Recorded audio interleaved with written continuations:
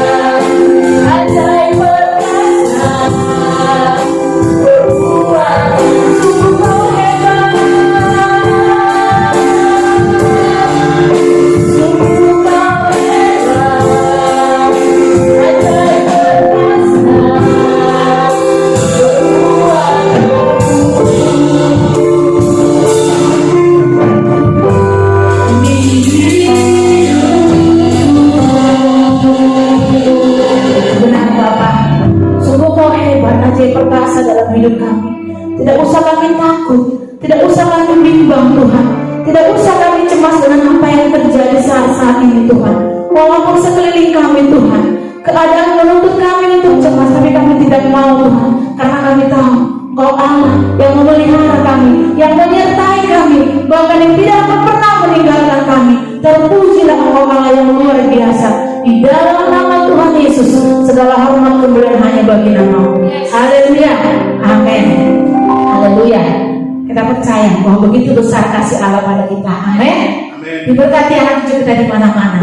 Kita percaya bahwa apapun yang terjadi saat ini, situasi, kadang apapun yang terjadi dalam kehidupan kita, bahkan pandemi corona sekarang, Tuhan yang memelihara kita.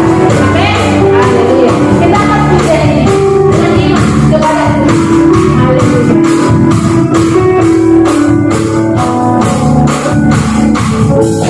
Begitu besar kasih Allah pada kita. Diberkatilah kita di mana-mana. Tuhan memubah miskin dan menjadikan kaya. Dia merendahkan dan meninggikan Tuhan. Berbahagialah bagi orang yang percaya. Anak cucunya pasti tidak akan berminta.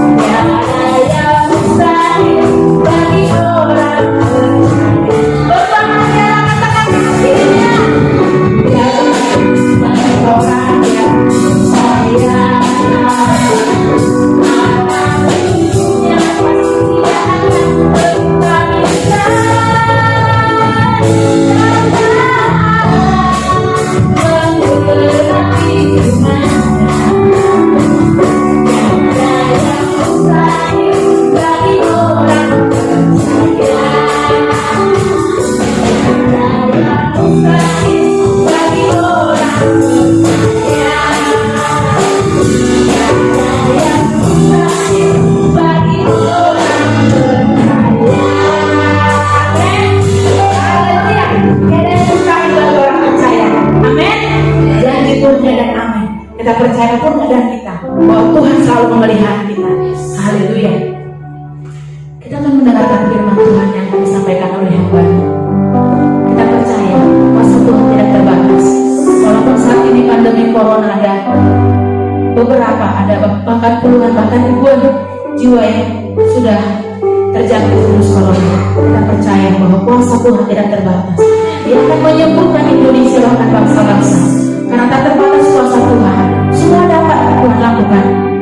Apa yang terlihat mungkin sangat mustahil bagi kita, tapi itu sangat mungkin bagi kita. Tuhan hanya ingin kita percaya, tetap percaya janjinya memelihara kasih kita.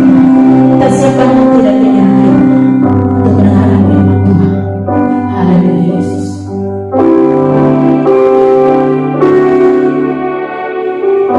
Terbatas kuasa-Mu Tuhan.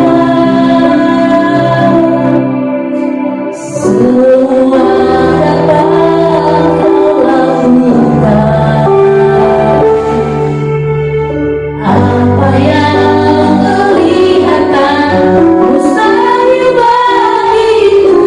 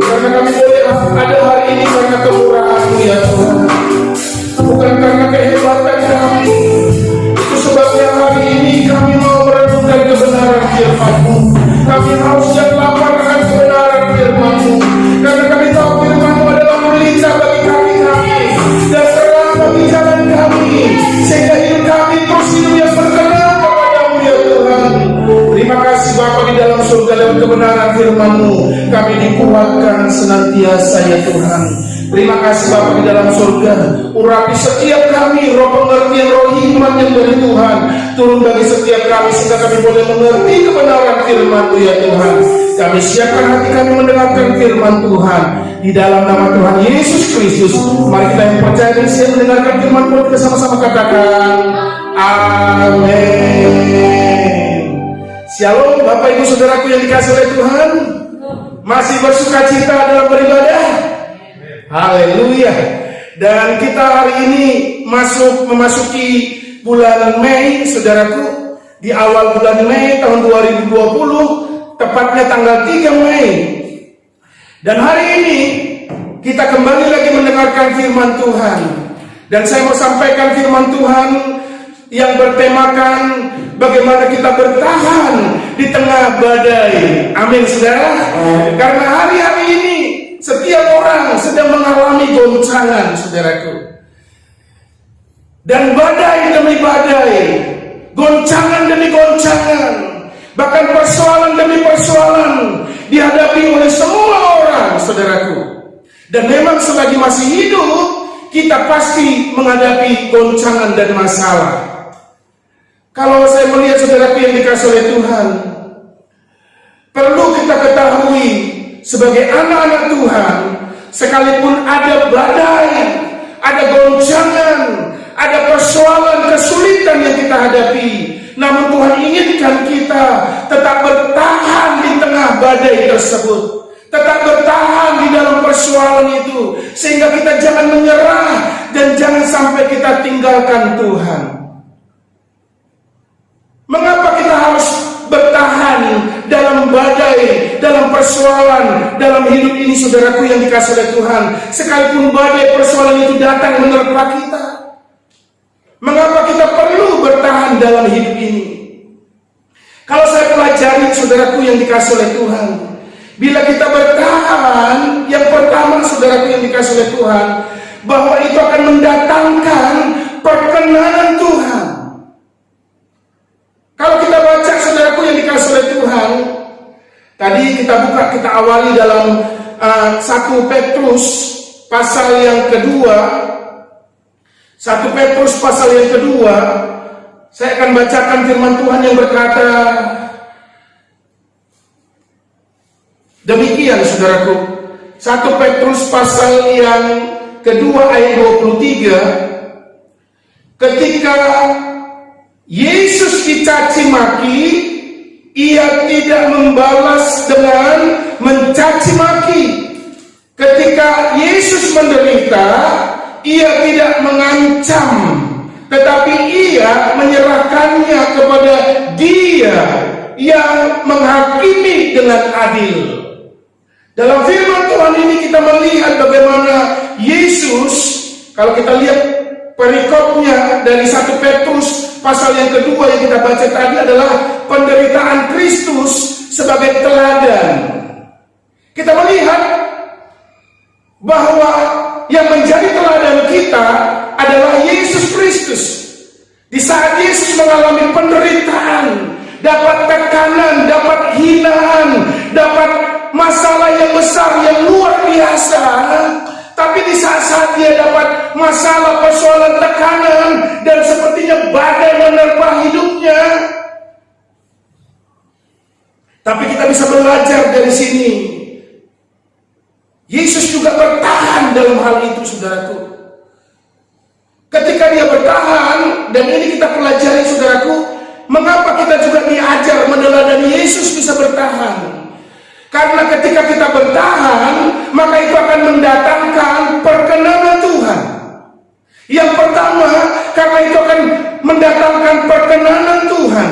Kalau kita baca dalam Injil Matius pasal yang ke-24, di sana dikatakan, saudaraku, pasal 24 Injil Matius ayat yang ke-13, tetapi orang yang bertahan sampai pada kesudahannya akan selamat. Jadi orang yang bertahan sampai pada kesudahannya akan selamat. Artinya perkenanan Tuhan, pertolongan Tuhan datang dalam hidup orang yang bertahan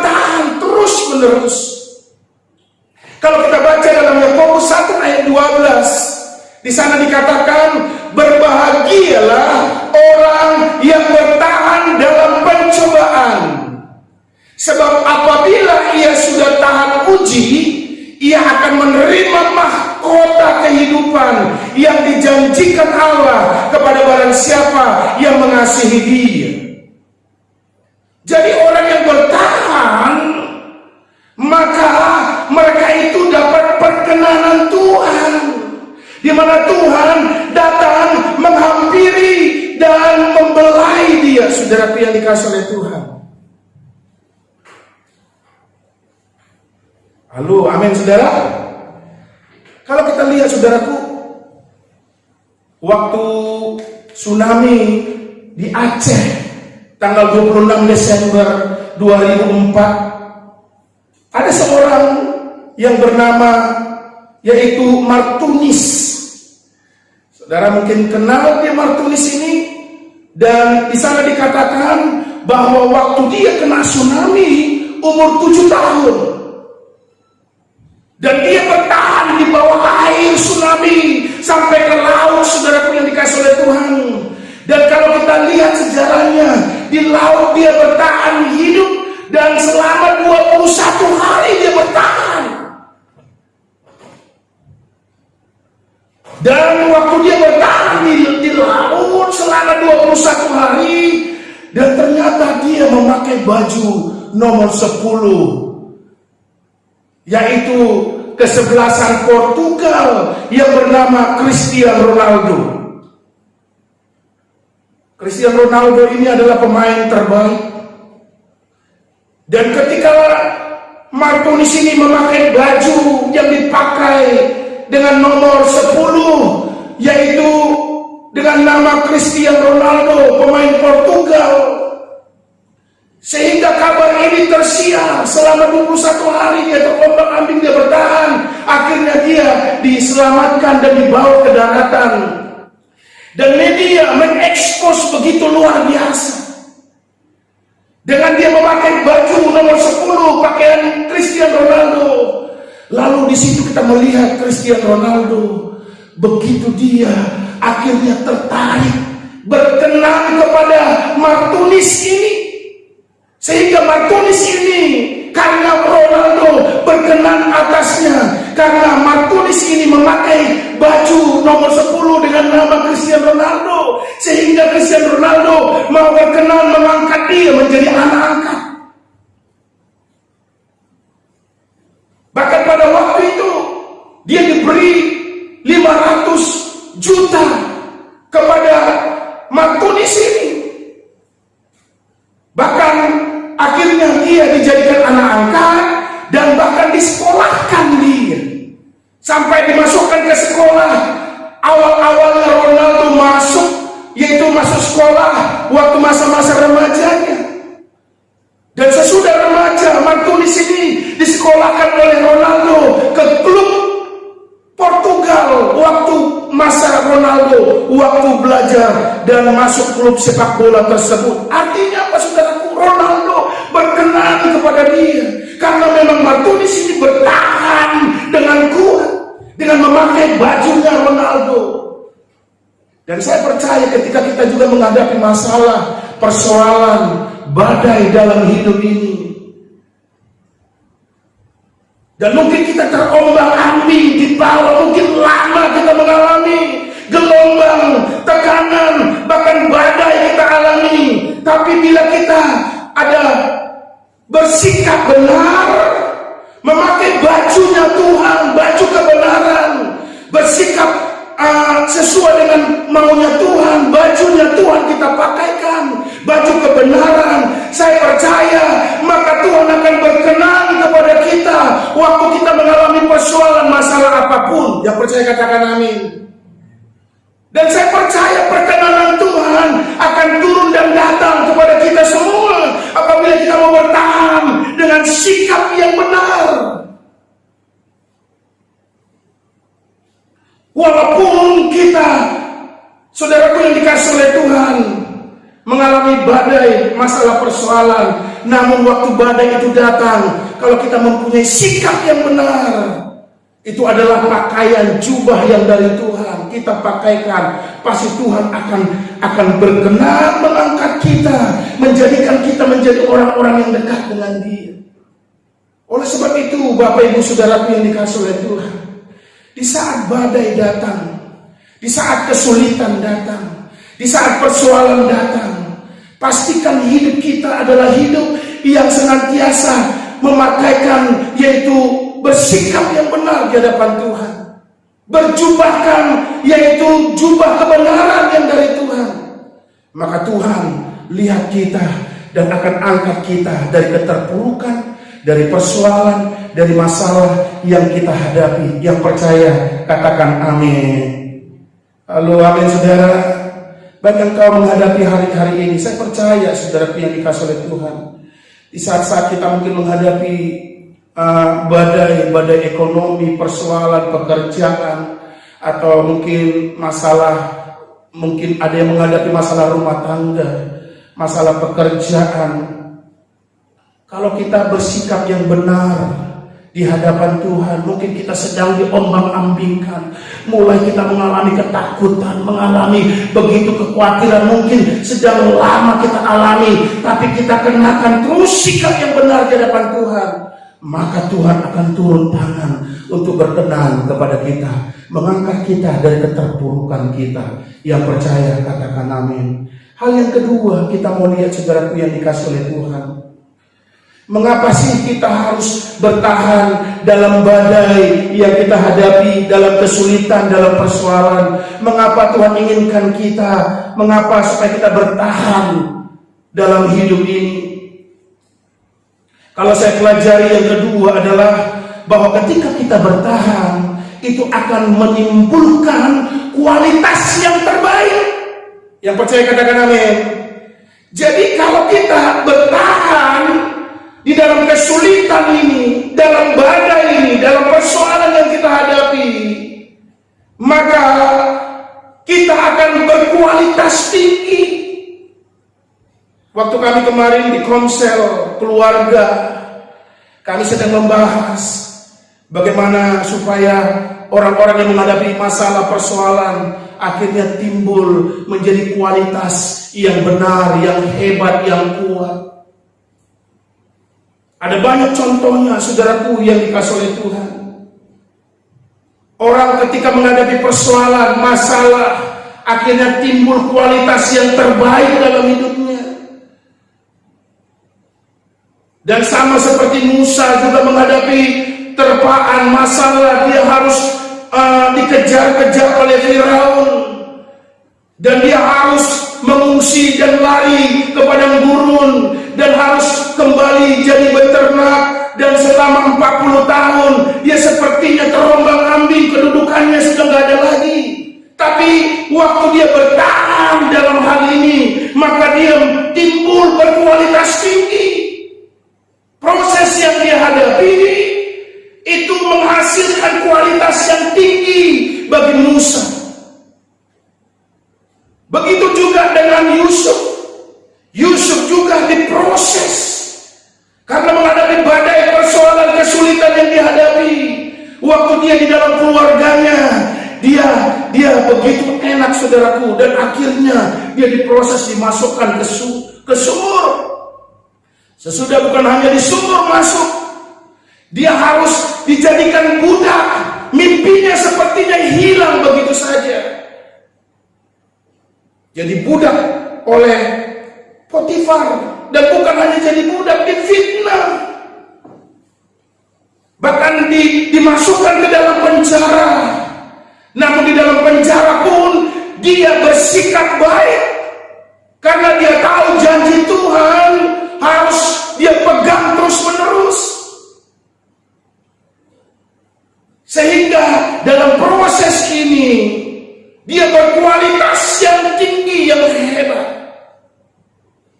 Kalau kita baca saudaraku yang dikasihi oleh Tuhan, Yesaya 30 ayat 20 sampai 21, di sana dikatakan, dan walaupun Tuhan memberi kamu roti dan air serba sedikit, namun pengajarmu tidak akan menyembunyikan diri lagi.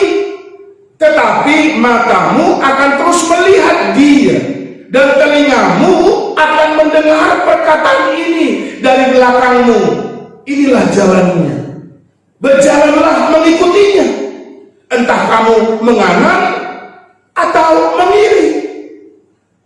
Artinya saudaraku yang dikasih oleh Tuhan, kalau kita menghadapi sepertinya serba sedikit, masa paceklik, kita hadapi kekurangan, menghadapi persoalan, tapi jangan sampai kita akhirnya berontak dengan Tuhan, nggak mau dalam proses pembentukan, karena kita tahu proses dan orang yang bertahan akan menghasilkan kualitas yang hebat, yang tinggi. Tapi banyak sekali orang nggak mau melalui proses ini, saudaraku yang dikasih oleh Tuhan. Ada banyak orang dalam keadaan sulit, dalam keadaan sukar, mereka lari, saudaraku, mereka malah menjauh dari Tuhan. Kita tahu, saudaraku, orang yang berkualitas di hadapan Tuhan adalah orang yang hanya bergantung kepada Tuhan, bergantung kepada firman-Nya.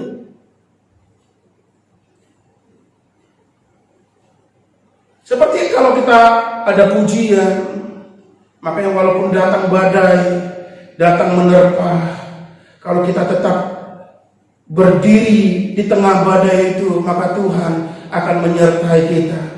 Seperti ada pujiannya berkata, ku kan berdiri di tengah badai dengan kekuatan yang kau berikan, sampai kapanpun ku kan bertahan, karena Yesus selalu menopang hidupku.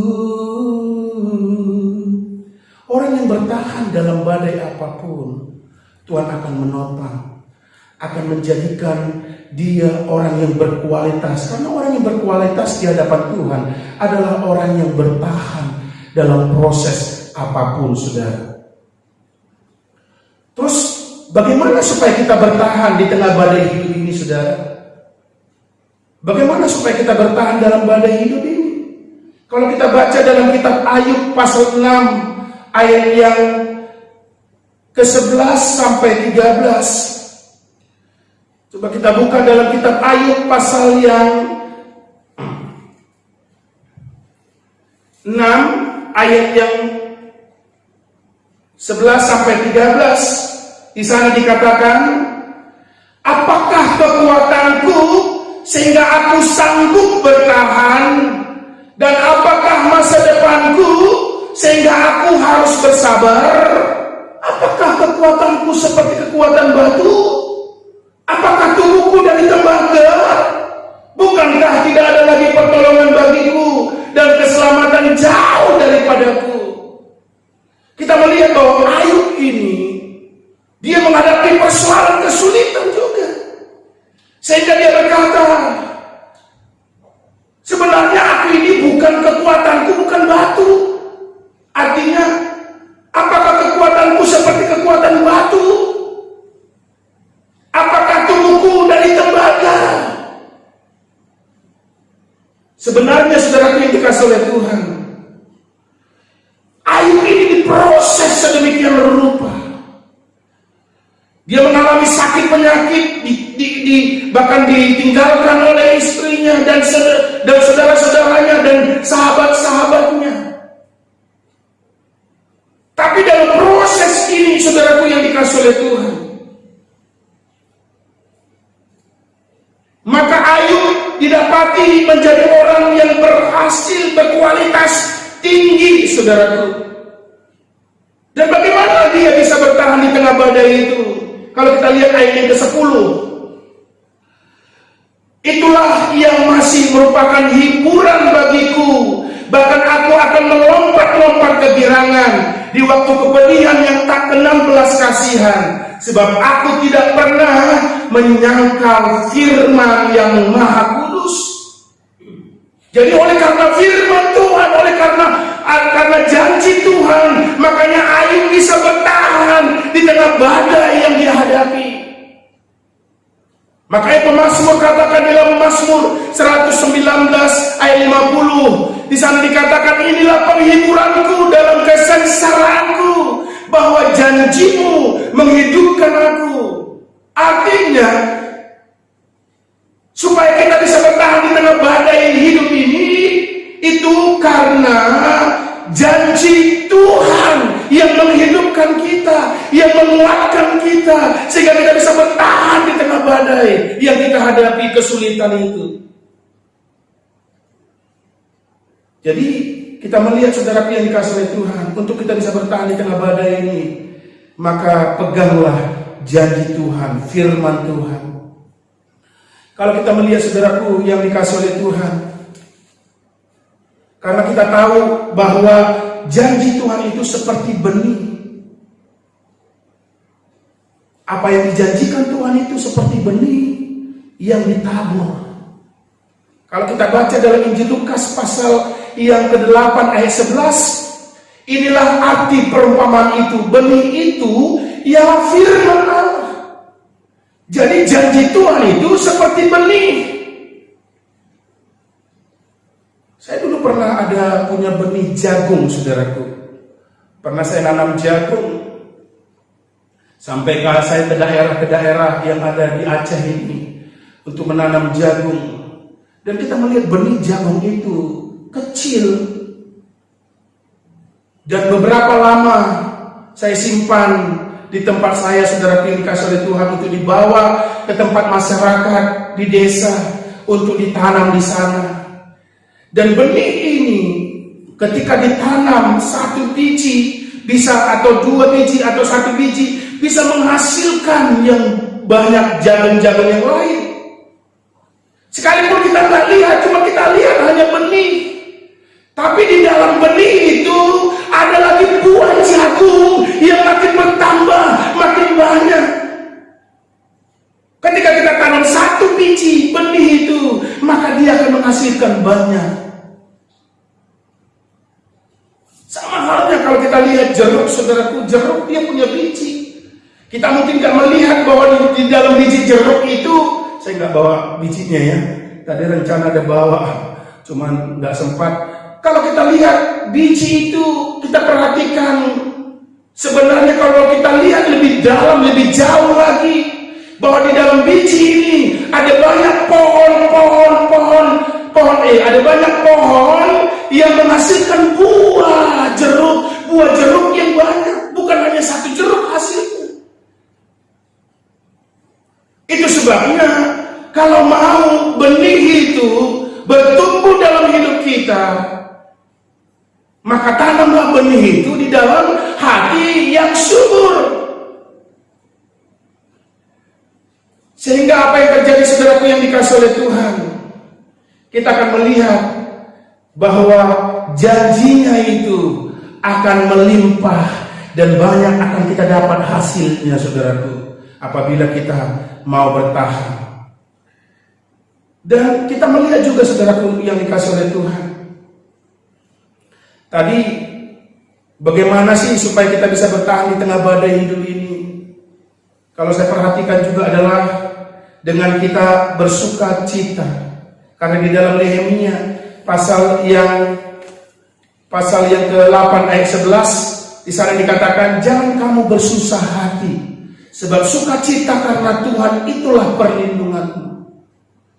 Jadi hal yang kedua, bagaimana supaya kita bertahan di tengah badai hidup ini, adalah kita hendaknya bersukacita karena Tuhan. Ada banyak orang bersukacita mungkin karena uang. Banyak orang karena bersukacita kalau dapat pekerjaan, dapat jabatan, naik jabatan, dapat istri yang cantik, dapat suami yang ganteng, yang dapat suami yang kaya, istri yang kaya juga, dan lain sebagainya. Itu kadang-kala membuat orang hanya itu bersukacita. Jadi sukacitanya karena dapat istri yang kaya dan cantik, dapat suami yang kaya dan ganteng, atau punya uang yang banyak, dapat jabatan. Tapi yang di sini dikatakan adalah bagaimana supaya kita bisa bertahan di tengah badai hidup ini. Kalau kita hanya karena bersukacita karena uang bisa hancur, habis. Tapi di sini dikatakan bersukacita karena Tuhan. Yang percaya katakan amin. Jadi kalau kita bersukacita itu akan menaikkan hormon endorfin, saudaraku.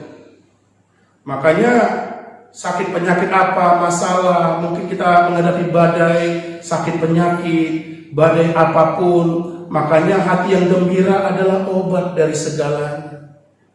Karena ketika kita bersukacita, maka ada hormon endorfin yang naik, yaitu untuk menambah imun, kekuatan, daya tahan tubuh kita. Makanya kita juga supaya kita tetap bersukacita di dalam Tuhan. Yang percaya katakan amin.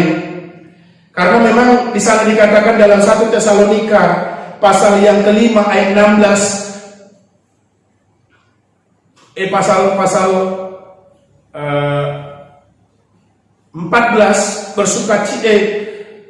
bersukacitalah senantiasa. Artinya kita harus bersukacita. Sehingga ini adalah obat naik imun kita. Makanya ada orang yang berkata, kenapa berbahasa roh? Ini saya sangkut pautkan, ada banyak orang bertentang. Berbahasa roh bisa menaikkan imun. Karena saya percaya ketika dia berbahasa roh, dia ada sukacita tersendiri dari Tuhan. Bersukacita, hati yang gembira, ada plong ketika dia berhadapan atau berbicara dengan Tuhan. Ada hati yang gembira dalam hidupnya, ada sukacita, ada kesegaran yang dari Tuhan. Itu menaikkan hormon endorfin dalam hidupnya, sehingga menambah dan menaikkan imun, daya tahan tubuh yang kuat. Itu yang saya percaya.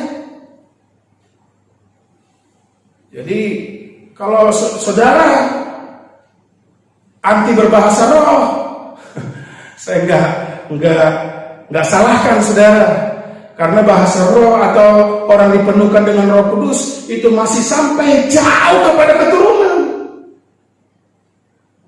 Itu janji Tuhan. Saya tidak bahas sampai di situ lebih jauh. Tapi yang saya mau bahas adalah bahwa bagaimana supaya kita bisa bertahan di tengah badai, yaitu bersukacita karena Tuhan.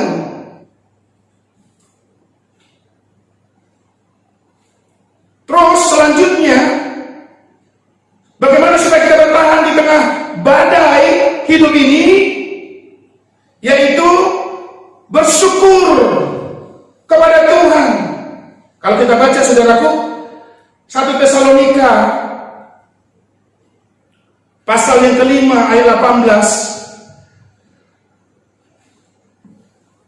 1 Tesalonika pasal yang kelima ayat 18. Mengucap syukurlah dalam segala hal, sebab itulah yang dikehendaki Allah dalam Kristus Yesus bagi kamu. Jadi bagaimana supaya kita bisa bertahan di tengah badai hidup ini? Kita perlu bersyukur kepada Tuhan. Bersyukur akan kasih setia-Nya Tuhan. Karena bersyukur bukan karena ada uang dulu baru bersyukur. Harta yang banyak yang berlimpah, naik jabatan baru bersyukur. Tapi Tuhan ajarkan kita bersyukur di hadapan Tuhan. Karena apa saudaraku yang dikasih oleh Tuhan? Tahu tentang kisah Titanic. Kapal Titanic itu luar biasa saudaraku. Titanic itu kapalnya akhirnya menabrak karang, sehingga kapalnya, saudaraku yang dikasih oleh Tuhan, kapalnya itu tenggelam. Tapi sebelum tenggelam, maka kapal Titanic ini memberikan berita atau seperti kode kepada kapal yang ada di sekitarnya. Dan kode itu adalah yang disebut kode Morse. Jadi ada 3 huruf yang terkirim, tapi kapal-kapal yang lain tidak melihat apa ini artinya. Sehingga mereka bingung, ini apa, ini berita apa? Hanya 3 kata, kita huruf, 3 huruf. Tapi nggak kelihatan tulisannya, agak kabur. Akhirnya selidik punya selidik, ada kapal yang dekat, tapi sudah agak lama, saudaraku. Dia mengerti, dia bisa memecahkan kode Morse ini. Akhirnya kode itu dengan 3 huruf adalah SOS. Kalau SOS itu adalah Save Our Soul, selamatkan jiwa kami. Kapal Titanic mengirim berita ini, kode ini. Dan orang yang tahu itu akhirnya mereka datang, tapi sudah terlambat, tenggelam kapal mereka, Titanic ini. Dan saya percaya saudara yang dikasih oleh Tuhan, ucapan syukur itu ketika kita menghadapi badai, hampir-hampir tenggelam kapal kita, ucapan syukur itu bagaikan kode Morse di hadapan Tuhan, yang tulisannya adalah SOS, Save Our Soul. Jadi ketika kita menaikkan ucapan syukur di hadapan Tuhan, itu sedang mengirimkan kode Morse di hadapan Tuhan. Ketika kita bersyukur dan menghadapi persoalan masalah apapun, makanya ucapkan, naikkan syukurmu kepada Tuhan. Itu sedang engkau mengirimkan kode kepada Tuhan. Kalau kita lihat, coba saudaraku yang dikasih oleh Tuhan, ini terjadi di dalam 2 Tawarik pasal yang ke-20 ayat 21.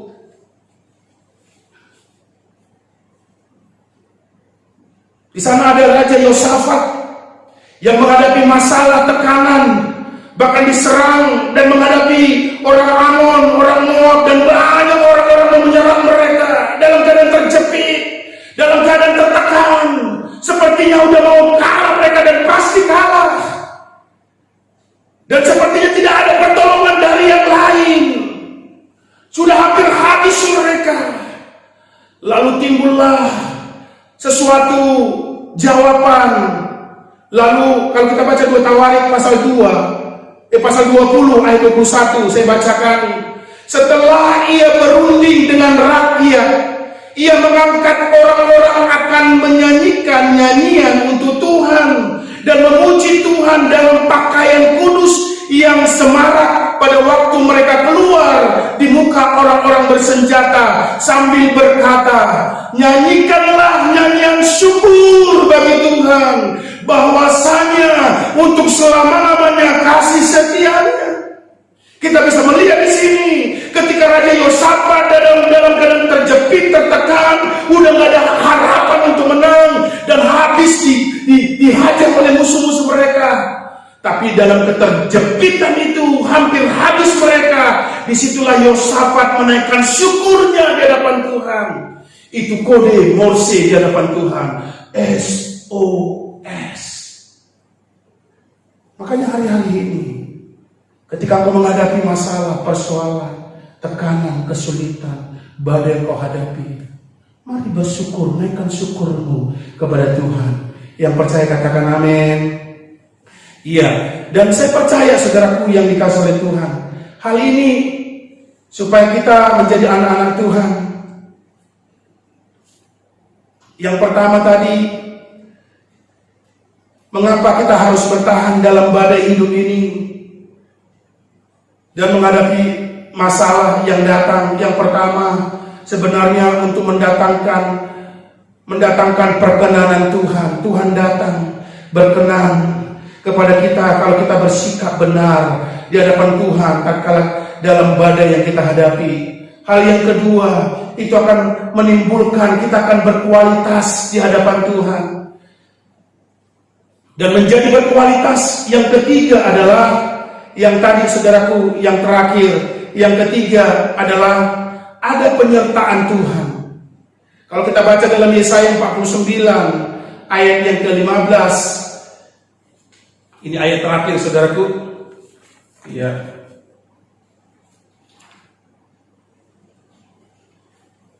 Yesaya pasal yang ke-49 ayat 15 sampai 16. Dapatkah seorang perempuan melupakan bayinya sehingga ia tidak menyayangi anak dari kandungannya?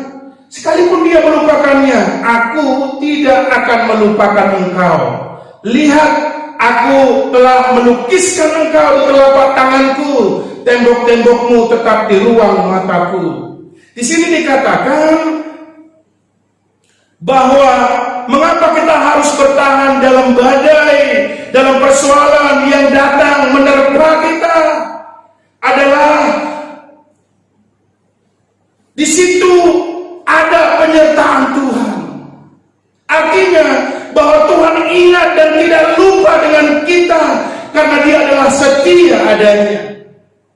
Makanya kita perlu bertahan karena Tuhan tidak pernah lupa dengan kita. Yang percaya katakan amin.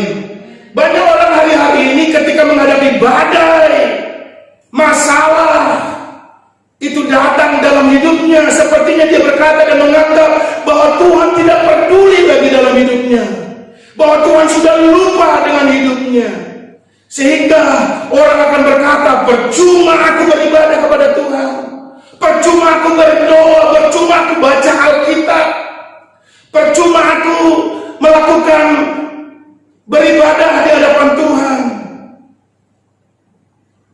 Tapi sebenarnya saudaraku yang dikasih oleh Tuhan, Tuhan tidak pernah lupa dengan kita walaupun kita sedang berada menghadapi badai, tekanan, persoalan dalam hidup ini. Sekalipun ada ibu yang lupa dengan anaknya yang dilahirkannya, tapi firman Tuhan berkata Dia tidak pernah lupa dengan kita semua. Yang percaya katakan amin. Itu sebabnya jangan sekali-sekali engkau berkata, percuma, udahlah, percuma aku beribadah, percuma aku cari Tuhan, percuma aku berdoa.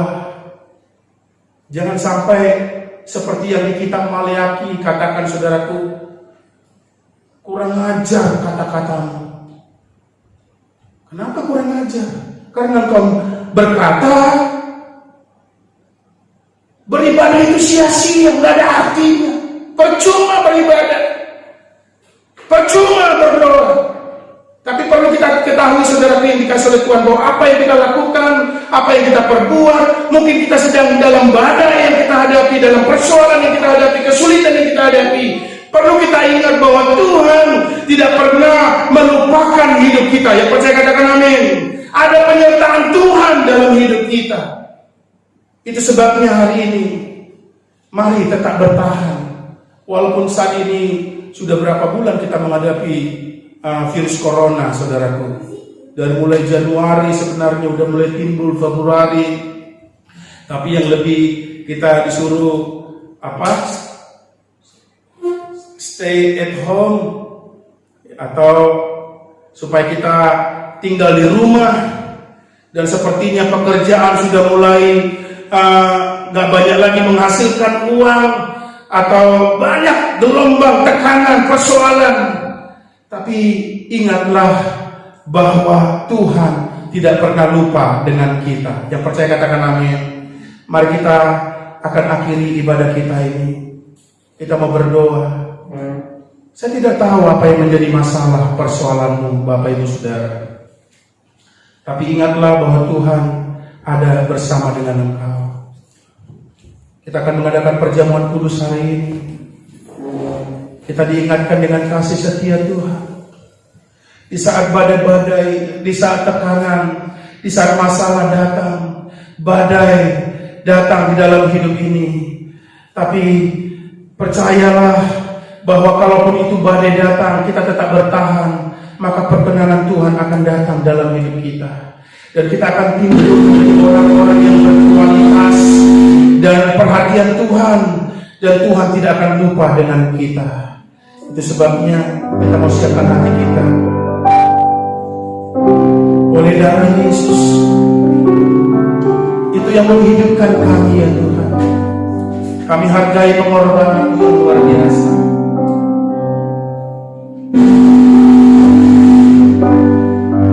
Kita angkat pujian, oh oleh darah Yesus.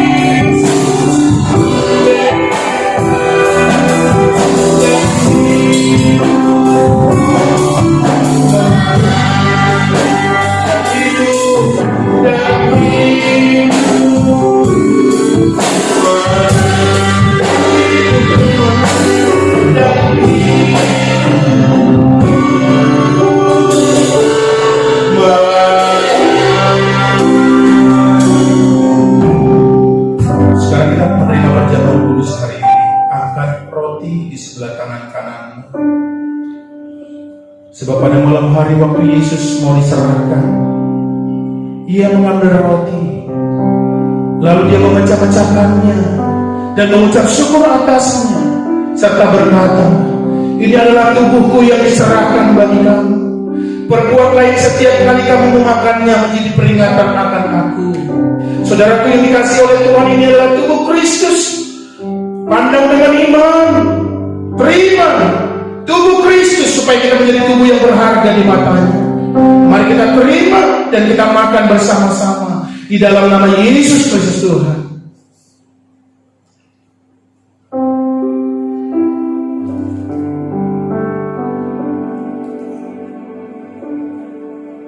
Mari angkat cawan di sebelah tangan kananmu. Dan sesudah makan lalu Yesus mengambil cawan dan Dia berkata, cawan ini adalah cawan perjanjian baru yang sudah dimateraikan oleh darahku. Perbuatlah ini setiap kali kamu meminumnya menjadi peringatan akan aku. Sebab setiap kali kamu makan tubuhku dan minum darahku, engkau memberitakan kematianku sampai aku datang kembali, kata Yesus.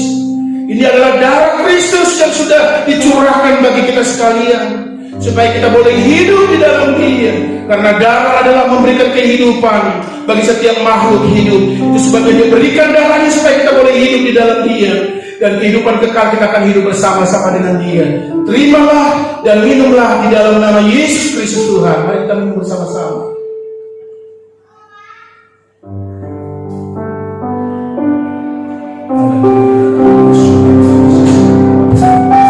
Kami bersyukur,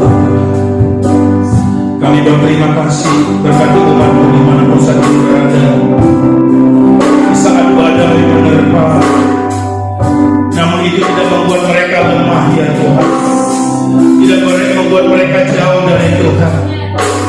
Tapi waktu mereka menghadapi proses ini, makan badai dalam hidup, dalam rumah tangga, dalam pekerjaan mereka, mereka akan timbul menjadi orang-orang yang berkualitas di hadapan-Mu. Dan di mana Engkau berkenan atasnya, dan Engkau akan mengangkat mereka dari keterpurukan mereka, dari badai yang mereka hadapi ya Tuhan. Dan Engkau akan angkat mereka, dan Engkau akan bawa mereka ke tempat yang lebih baik lagi ya Tuhan. Bahkan kami percaya juga Kau tidak pernah lupa ya Tuhan, karena Tuhan kami adalah Tuhan yang setia. Maka Kau akan menolong hidup kami, agar penyertaan-Mu sempurna dalam hidup kami. Terima kasih Bapa di dalam surga buat kebenaran firman-Mu. Kami juga berdoa buat anak-anak-Mu yang sakit disembuhkan, yang lemah dikuatkan, yang susah dihiburkan, yang menghadapi masalah persoalan. Tuhan berikan kekuatan pertolongan dari Tuhan, berikan kelegaan dari bagi hidup mereka di dalam nama Yesus Kristus Tuhan.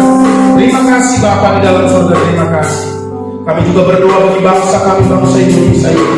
Biarlah bangsa kami menjadi bangsa yang takut akan Tuhan, bangsa yang mencari Tuhan, bahkan mengandalkan Tuhan dalam segala sesuatu. Kalaupun badai sedang dihadapi oleh bangsa kami, namun kami tetap percaya dan berharap kepada-Mu. Pertolongan kami hanya datangnya dari Tuhan. Kami berdoa di dalam nama Yesus, berikan hikmat bagi pemimpin bangsa kami, bahkan para dokter-dokter, para perawat-perawat, bagi TNI Polri, bagi Presiden Joko Widodo, bahkan wakilnya di Haji Maruf Amin. Tuhan berkati semuanya ya Tuhan. Rakyat Indonesia diberkati, perekonomiannya juga bangkit, pekerjaan diberkati oleh Tuhan. Bangsa ini di dalam nama Yesus Kristus, ilmuwan-ilmuwan yang sedang mencari obat untuk Tuhan virus corona ini, biar ditemukan dengan hasil yang terbaik. Kami berdoa dalam nama Yesus Kristus Tuhan. Terima kasih Bapa. Kami mau akhiri ibadah kami, penyertaan-Mu dan berkat-Mu turun bagi setiap kami. Bapak Ibu Saudaraku yang dikasihi oleh Tuhan, mari kita berdoa juga buat pelayanan kita CKY Gibor, bahkan cabang yang ada. Tuhan, kami berdoa seluruh jemaat-jemaat dimanapun saat ini berada, Tuhan tolong mereka, jagai mereka, berkati usaha pekerjaan mereka, berkati rumah tangga mereka, berkati pergumulan mereka, apapun yang terjadi, pertolongan-Mu nyata dalam hidup mereka. Bahkan jemaat kami di Pos PI juga Tuhan berkati mereka dengan luar biasa. Yang ada di Banda Aceh ini juga Tuhan berkati dengan luar biasa. Terima kasih Bapa. Kami percaya perlindungan pertolongan Tuhan, berkat-Mu turun bagi setiap kami. Angkat kedua tangan-Mu, mari kita menerima berkat yang dari Tuhan. Turunlah kiranya berkat yang daripada Allah Bapa, cinta kasih yang daripada Tuhan Yesus, dan persekutuan dari Roh-Nya yang kudus menyertai kita sekalian dalam rumah tangga, dalam pekerjaan, dalam studi, bahkan dalam pelayanan-pelayanan dimanapun kita berada. Kita menjadi orang-orang yang diberkati oleh Tuhan dan tetap bertahan menghadapi badai apapun yang terjadi dalam hidup kita, dan tetap setia sampai Tuhan Yesus datang kembali. Dan dalam nama Yesus Kristus, mari kita yang percaya dan menerima berkat Tuhan, kita sama-sama katakan amin. Tuhan Yesus memberkati. Shalom, haleluya.